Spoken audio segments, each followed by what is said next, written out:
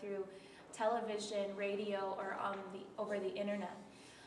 They are, however, most utilized within newspapers, and they're very, very effective tools. In fact, many policymakers, organizations that have a stake in public policy, they look to the editorials to kind of get a gauge of what the public opinion is. And with an absence of what our Muslim opinion is, they're less likely to care about our issues, or to even be educated about them, or to know what our issues are, what we care about, what we're thinking about, how we feel on certain issues. So with an absence, with a silence really of our voice within these editorials and these outlets, you really can't blame the media for having the negative perception that they do, since all they're being fed is this negativity. Next slide. So a letter to an editor, an op-ed piece, or a posting to a blog, website, or whatever it is, whatever outlet that you choose, they are very important because not only do they help people in positions of influence, but also everyday citizens who you may inspire from writing this type of editorial. Usually a great technique is to have a call to action in the editorial, in which a normal everyday person reading the newspaper can follow up and do whatever that action was that you called for. It may inspire that reporter to pursue an issue further. Maybe you brought up something that hasn't gotten a lot of attention. When that editorial editor reads this, maybe he doesn't even publish it, but reads this and says, this is interesting, let me check up on this. Let me follow up. Let me write a story about it if it's something he thinks is worth exploring. So you can see it doesn't go in vain. You shouldn't get discouraged writing these letters and thinking, well, it'll never get published. Who's going to read it? Someone's going to read it. And the important thing is that you do it and you get that information out there. So why a letter to the editor? Well, it's one of the best read and most read sections of any newspaper, and for the reasons I listed above. So when would you write a letter to the editor, or an op-ed piece, or really any editorial? Well, one, when you're reacting to a negative coverage. Recently, what we've seen is, which has just kind of died down, but the Palestinian-Israeli conflict. You had lots and lots of negative coverage. That was a great opportunity to say, let's take this negative coverage and let me respond to that. Or on the flip side, positively.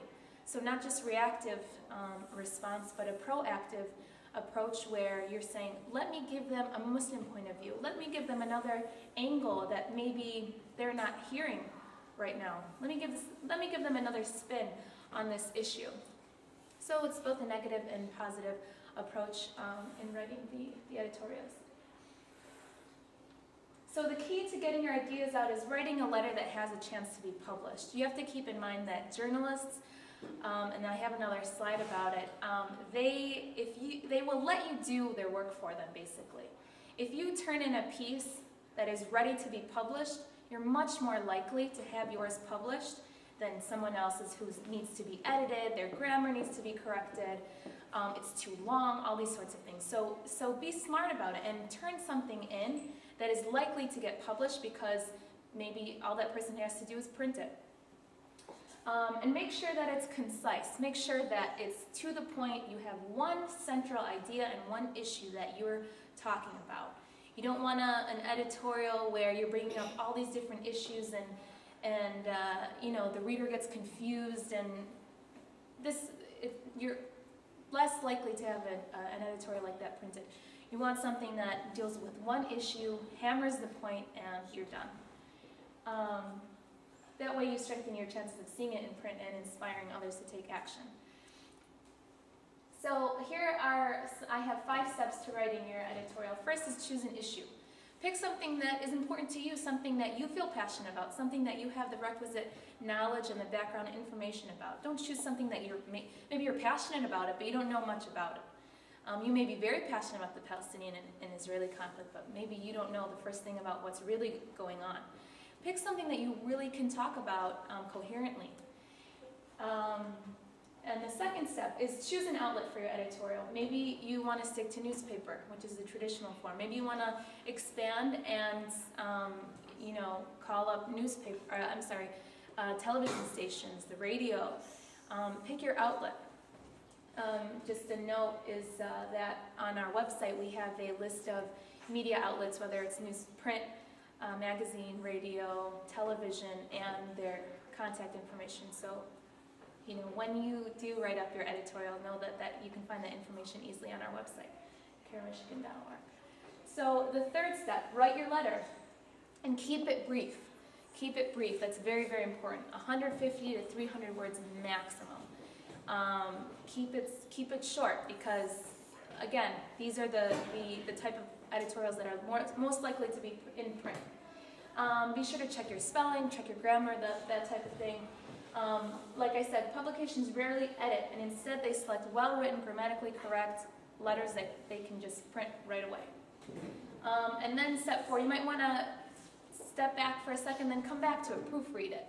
Ask yourself, what am I telling the reader to do? Does this inspire action? Is this something that will evoke some sort of emotion in the person that's reading it?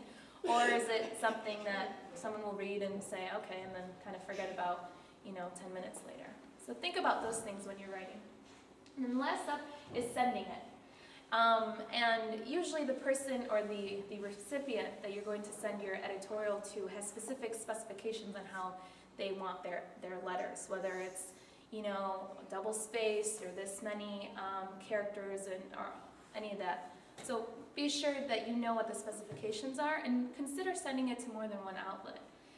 Make sure you include your name and your information, your address, your telephone number. Those things won't be printed, but these entities, they really stay away from publishing anything that's anonymous.